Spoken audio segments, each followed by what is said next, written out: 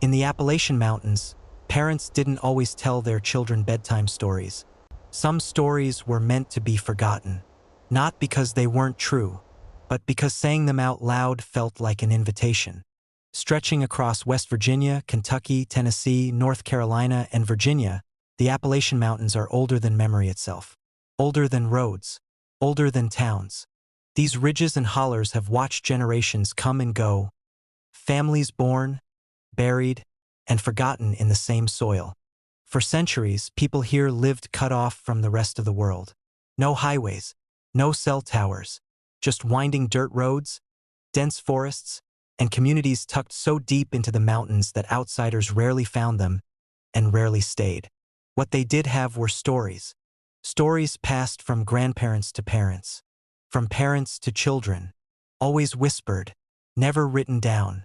Appalachia was built on oral tradition, a culture where knowledge survived by word of mouth. But not all stories were shared equally. Some were softened, some were changed, and some were never told to children at all. Because these weren't fairy tales. They were warnings. Parents believed certain stories carried fear, and fear had power. They believed some names shouldn't be spoken. Some places shouldn't be pointed out. Some things, once imagined, couldn't be unseen. So they told their children simpler versions. Don't wander into the woods. Be home before dark. Mind your elders. But what they didn't say was why. They didn't explain why you never answered when someone called your name from the trees. Why you never followed lights at night. Why you never whistled after sunset. Those explanations stayed with the adults, carried quietly, like a family secret passed down through generations. Part of that silence came from protection. Parents believed that knowing too much too young made children vulnerable. That fear could draw the wrong kind of attention. That curiosity could be dangerous. But there was something else beneath the silence. Generational trauma. Disappearances that were never solved. Deaths explained away as accidents. Encounters no one wanted to relive, let alone describe. In Appalachia, trauma didn't always come from people. Sometimes it came from the land itself. The mountains are beautiful, but they are not gentle. The forests are thick, dark, and endless. Sound travels strangely here. Directions shift. Landmarks vanish. And when night falls, the dark feels heavier, like it presses back. Over time, the stories grew sharper at the edges. Tales of spirits that lingered too long. Of children who walked into the woods and never came back. Of curses tied to land and bloodlines. Of things that looked human, but weren't. These weren't stories meant to entertain. They were stories meant to keep people alive. And tonight, we're going to talk about the ones parents never told their children. Stories hidden behind warnings. Stories buried under silence. Stories that still echo through the Appalachian Mountains, whether people believe in them or not. Before we begin, a warning of our own. What you're about to hear includes stories of spirits, disappearances, and curses. Tales rooted in fear, isolation, and generations of lived experience. These stories are unsettling not because they are loud, but because they are quiet. They don't jump out at you. They wait. So dim the lights. Turn the volume up just enough. And remember, there's a reason these stories were whispered. The Appalachian Mountains are ancient. Older than the roads, older than the towns, older than the families who call them home. These mountains rise in dense ridges and hollers, twisting and turning, creating hidden valleys that the outside world rarely sees. For centuries, these communities were isolated, cut off from trade, from travelers, from even their neighbors in the next county. It is this isolation that shapes more than just the landscape. It shapes the stories people tell. Life here was never easy. The mountains are beautiful, but harsh. Winters are long. Springs arrive late. The soil is rocky, and the forests are thick. Coal towns sprang up in the hollers, but the promise of work often brought poverty and hardship, not wealth. Families struggled. Children worked in mines or on farms. Every day was a lesson in survival. And yet, even in hardship, people spoke. Not just words for work or trade, but words for warning, teaching, and remembering. The people of Appalachia were storytellers. Elders, the keepers of knowledge, held the histories of their families, their communities, and the land itself. These were not just tales of joy or heroism. They were stories of fear, caution, and survival, passed down quietly from one generation to the next. Written records? Rare. Paper was scarce. Most families could not afford it. The mountains swallowed letters and diaries alike. Knowledge that might have been written was instead memorized, whispered, and rehearsed. And so the oral tradition thrived. Every story had layers. Every tale carried meaning. Every word was carefully chosen, because in these mountains words had power. The elders warned that some things should never be spoken aloud. Some names, some places, some events were dangerous to say. And in these tales, fear was a tool, a guide, a lesson. It is said that in Appalachia, some things are better left unnamed. What they meant is simple. Not all stories are meant to be shared. Not all knowledge is safe. And sometimes the stories that are never spoken aloud are the ones that matter most. From the mountains themselves, to the hollers, to the shadowed corners of coal towns, to the cabins hidden deep in the forest, the land shaped the people, and the people shaped the stories. Each ridge and valley carried secrets. Each creek and hollow carried whispers. And it is within these dense forests and isolated hollers that folklore takes root.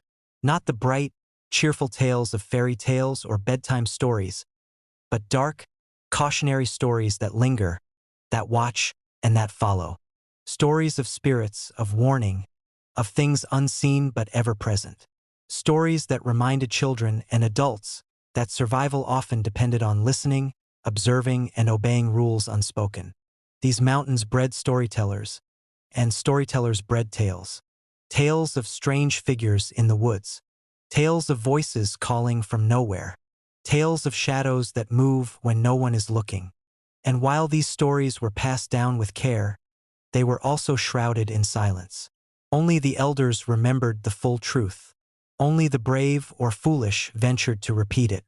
Because in Appalachia, the darkness is patient. And the stories? They are eternal. Some things are better left unnamed. The forests of Appalachia are not silent. Not truly. Even in the dead of night, even when the moon hides behind thick clouds, the woods speak. But their language is subtle. It is felt more than heard. A shiver along your spine. A shadow at the edge of your vision. The feeling that you are not alone, even when you know you are. Locals say the trees remember. Not just the storms and the seasons, but the people who have walked among them. Those who vanished. Those who called too loudly. Those who ignored the rules. The trees remember. And sometimes, in the quiet hours of night, they whisper those memories back. One of the oldest tales speaks of the calling voice. A child walking alone might hear it, soft, familiar. A voice that sounds like a loved one. Perhaps a parent, perhaps a sibling, perhaps someone long gone. The voice calls, urging you forward. But the voice is not what it seems. Those who follow it are often never seen again. Parents understood this. They warned their children quietly. Don't answer. Do not call back. Do not approach. Do not obey what sounds familiar in the forest. And then there was the rule about whistling at night. It seems innocent enough. A tune to keep yourself company. A soft note carried on the wind. But in Appalachia, whistling after dark is dangerous. Locals say it invites something into the woods. Something that listens. Something that mimics your voice. Something that leads you astray. Never whistle at night. Never whistle in the forest. A lesson drilled quietly into children, repeated in hushed tones. Don't wander. And then there are the footsteps. Everyone knows them. Always heard, never seen. They follow you along the trail, over roots, across fallen leaves. Sometimes slow, sometimes quick, sometimes stopping when you stop, and starting again when you dare to move. It is said the forest itself walks with you. Or perhaps something hidden within the trees. Something patient. Something hungry for attention. Parents taught their children quietly, don't wander. Don't answer. Don't follow. Because the woods are alive in a way most of the world cannot imagine. They remember, they whisper, they watch. It is in these forests that the boundary between life and legend becomes blurred. Shadows move where no light should reach. Voices call when no one is there. And the forest does not forget. Some nights, the wind will carry your own voice back to you, perhaps as a warning, perhaps as a lure. And if you are not careful, you will walk deeper than you intended, and the forest will remember you. These were not just tales meant to frighten children. They were survival lessons, a moral passed down quietly from generation to generation. Don't wander, don't answer. The Appalachian forest is beautiful, but it is not forgiving. It is patient, it watches, and it remembers. Deep in the hollers of Appalachia, some stories were never meant to be fully understood. They spoke of figures too strange to describe. Figures that were tall, too thin, and pale, skin almost glowing under moonlight, eyes too dark and too knowing. People called them many things. The elders called them the white things. They were often seen on ridges, standing still as statues, watching the valleys below. Their presence was unsettling. Not aggressive, not violent, but insistent. It felt like the mountains themselves were observing you through their eyes. Then there were the long watchers. They did not move in the way humans move. They appeared at the edge of your vision and vanished when you looked directly. They waited, and some say they follow not physically but in memory. Parents never described them in full. To children, they were just stories. But adults knew better. Adults knew that the details were dangerous. The less you imagined, the safer you remained. And then there was the tale of the man who wasn't a man. He was described as walking like a human, sometimes speaking like a human, but something about him was off. A tilt of the head, a movement that shouldn't be possible, eyes that didn't blink. Children were told, "It's just a story, don't worry about it."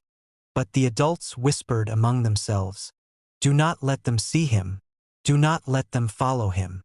The pale ones of the hollers were never fully explained. No one wanted children to know too much, because imagination is powerful, and the mountains, the forests, and the ridges are patient listeners. Some evenings, when the fog rolls low into the valleys, people claim to see them. A figure on a distant ridge, pale against the gray mist. It does not wave. It does not speak. It simply watches.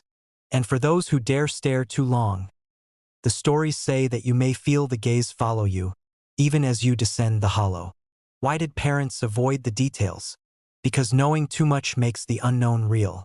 Because fear, when spoken aloud, sometimes attracts attention. Because children are easy to lure, not with malice, but with curiosity. So they softened the stories. They smiled and said, "It's only a story." And the children, for the most part, believed them. But the adults remembered. They remembered the ridges. They remembered the watching. And they remembered the pale ones. In Appalachia, it is said that the mountains and hollers hold all the eyes that watch. Some are human. Some are not. Some are something in between. And the pale ones of the hollers, the white things, the long watchers, the man who wasn't a man, exist somewhere in that in-between. They are not monsters in the conventional sense. They are reminders. Reminders of the mountain's patience. Reminders that the forests are alive. Reminders that curiosity can lead to paths from which you may never return. Some things are better seen from afar. Some stories are better kept as stories. And in Appalachia, some things, like the pale ones, are never fully explained. In Appalachia, death was never truly final. The mountains hold memory longer than most people. The hollers remember. The ridges remember. And sometimes the dead refuse to leave. There is a story of the woman in the black shawl. No one knows her name. They only know her presence. She is seen wandering narrow dirt paths, always at night, her black shawl trailing behind her like a shadow. Some say she searches for something lost. Others say she is searching for someone. And if she finds you, she will not forget. Children were told, "Stay away from her. Don't look at her." Adults whispered among themselves, If you remember her too loudly, she remembers you back. Then there are the lantern roads. Old roads winding between hollers and ridges. Abandoned for decades, yet at night, lanterns appear, bobbing in the mist. Some see them from the edge of the woods and think it is another traveler. But the lanterns move differently. Too smooth, too slow. They never approach, but they never retreat. Those who follow the light rarely return. Parents avoided these stories for children. They said it was only an old tale, a trick of the fog. But the truth was clear to adults.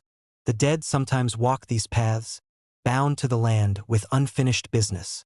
And then there is the story of the coal miner who knocks.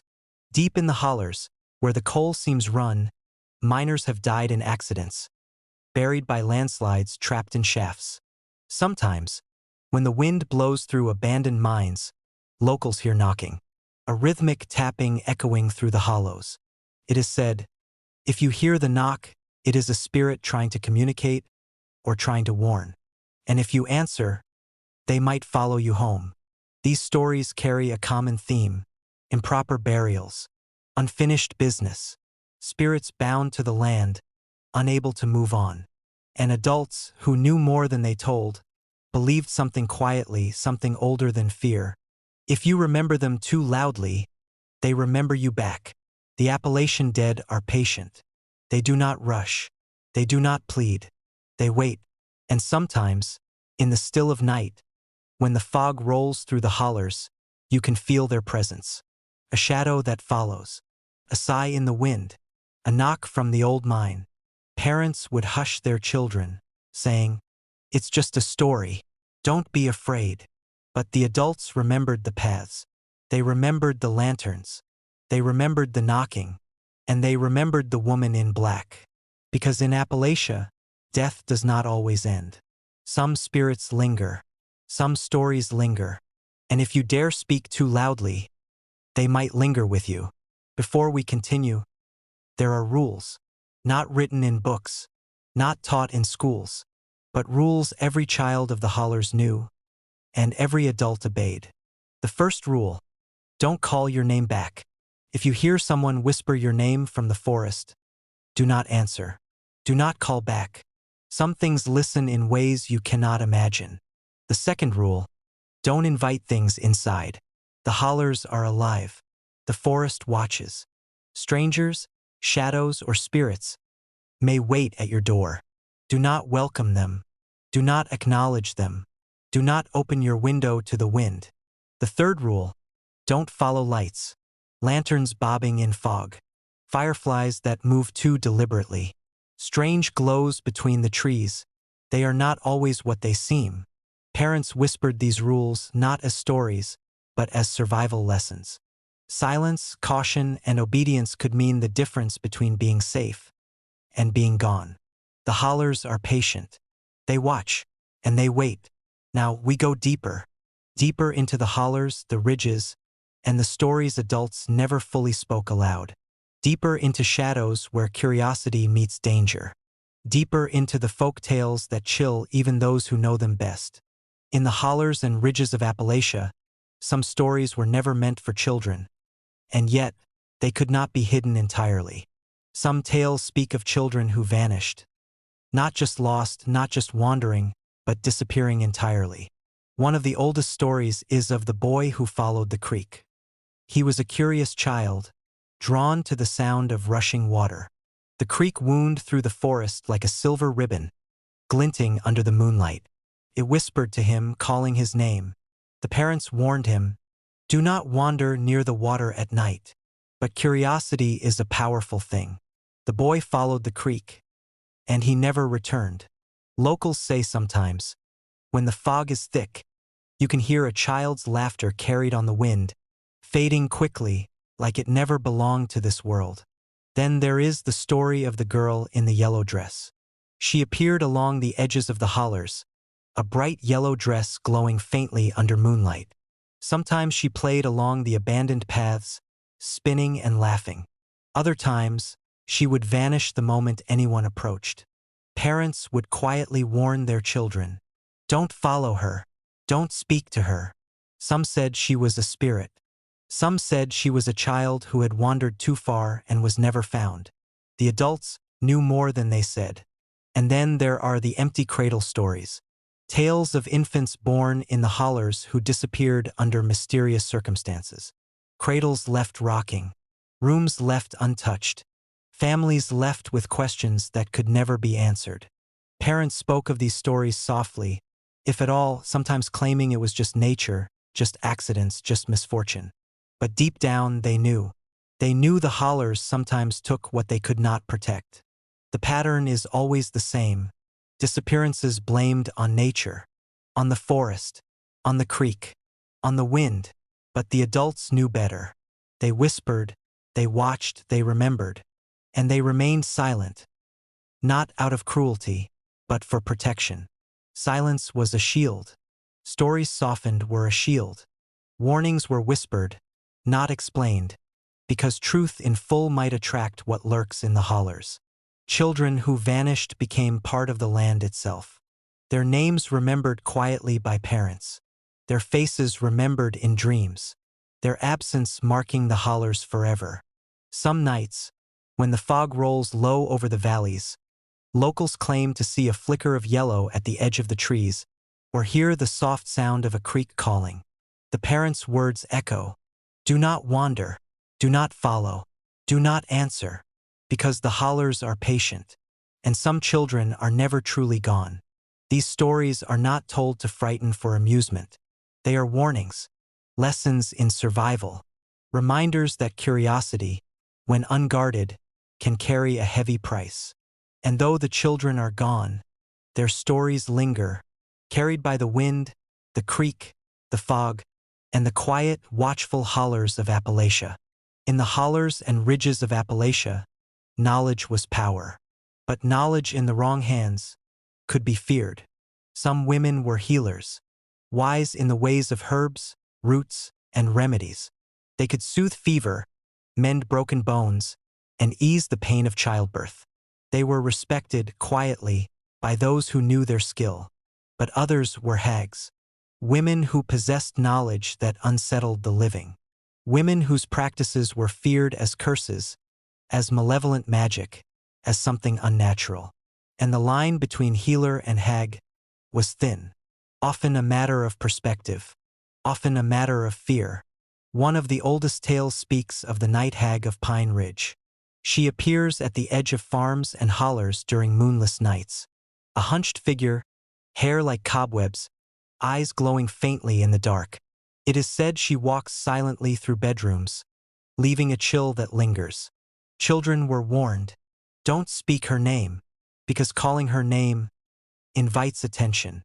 And attention from the night hag is not something anyone survives unscathed. Then there is the tale of the skin-stealing woman. She waits in the hollers, patient. Some say she can assume the appearance of someone you know, even someone you trust. She wears their face, but beneath it is something else entirely. The stories warn. Beware strangers, beware reflections, beware the face you think is familiar. Parents warn children quietly, never go alone, never look too closely. And there is the cursed midwife, a woman who delivered infants in the hollers long ago. Some say she was skilled. Some say she carried a curse. Stories tell of children born under her care who vanished, or families touched by misfortune. Her name became one adults whispered softly, never to children. The lesson was simple.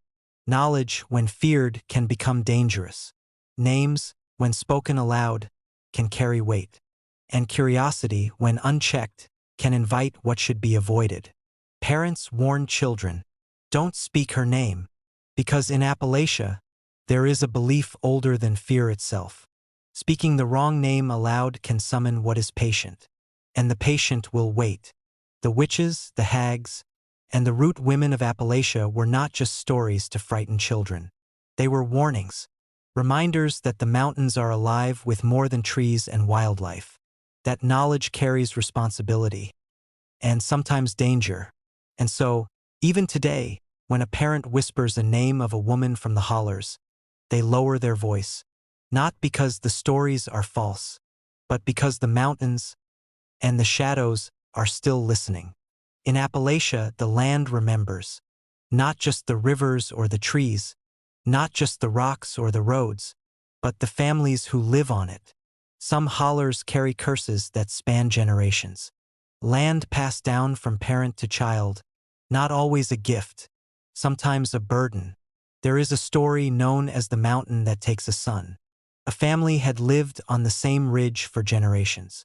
One by one, sons would disappear, lost to accidents, illness, or the woods. The elders said the mountain claimed them, and that the land would not release what it had taken. Parents spoke of it softly. They warned, without naming specifics. Respect the land. Don't stray where it seems restless.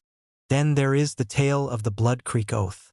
Long ago, two families made a promise beside the creek. Promise bound by words, by blood, by fear. One family broke the oath. From that day on, the creek ran darker than usual. Crops failed. Livestock died. Children disappeared. The land itself seemed to punish those who broke the bond. It is said that if you walk by the creek at night, you can still hear whispers of the oath, carried on the water, carried by the wind. And then there is the house that refused to be sold. A family tried to leave their home, to sell it and escape misfortune. But buyers fled without explanation. Doors would not lock. Fires would not stay contained. The house seemed alive or possessed, or perhaps loyal only to the land itself. Parents warned their children. Some homes keep their own secrets. Do not try to take what belongs to them. These tales share a theme. The land holds memory. It holds anger. It holds promises broken and debts unpaid. And it will act when given reason. Families in Appalachia learned to respect the hollers, the ridges, the forests, because the land does not forget. Parents often softened these stories for children or left them out entirely. Not because they were untrue, but because children should not carry the weight of curses too young. The adults remembered enough for everyone. And so, even today, the mountains are patient. They watch, they remember, and they do not forgive broken promises.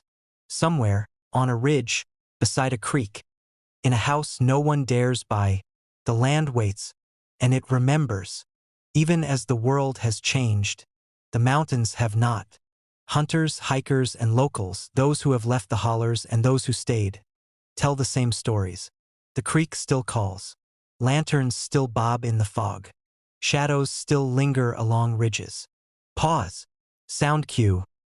Distant creek water, soft rustling of leaves. Hunters speak of glimpses of pale figures along ridges. Hikers hear whispers of names carried by the wind. Even those who moved away claim the hollers follow them. In dreams, in memory, in the way the wind moves through city streets. The rules are still the same. Don't call your name back. Don't invite things inside. Don't follow lights. Modern technology has brought convenience, communication, and connection, but it has not erased the ancient fear. The hollers do not answer to cell signals or GPS. The land does not bend for roads or power lines. The mountains remember. The shadows wait. Stories that once guided survival now linger as warnings we rarely heed. Parents once whispered lessons quietly to protect children. Today, the lessons are still here, but the children are no longer listening. And here is the truth we must face. The stories did not disappear. The voices did not vanish.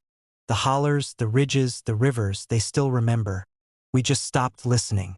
So, as you leave this tale behind, remember the mountains are patient. They do not forget. And the next time you walk in a forest, hear a creak, or see a shadow that does not belong, perhaps it is simply the hollers waiting for someone to listen. The Appalachian Folktales parents never told their children. They are still here, and they are still watching. The hollers have grown quiet tonight, but they are always listening. The ridges and valleys, the creeks and forests, they remember everything. Every whispered warning, every forgotten story, every curiosity that went too far. Parents once told these stories softly, carefully, not to frighten, not to entertain, but to protect. to teach children, in the quietest way possible, how to survive and how to respect the land that is older than memory itself. So here is the final lesson, the one you carry with you long after the last story fades. If you ever find yourself alone in the Appalachian woods and hear your name, remember why your parents never told you these stories. The mountains are patient. The hollers do not forget. The shadows linger, and the stories, they are still here. Walk carefully, listen quietly, and remember, some things are better left unnamed.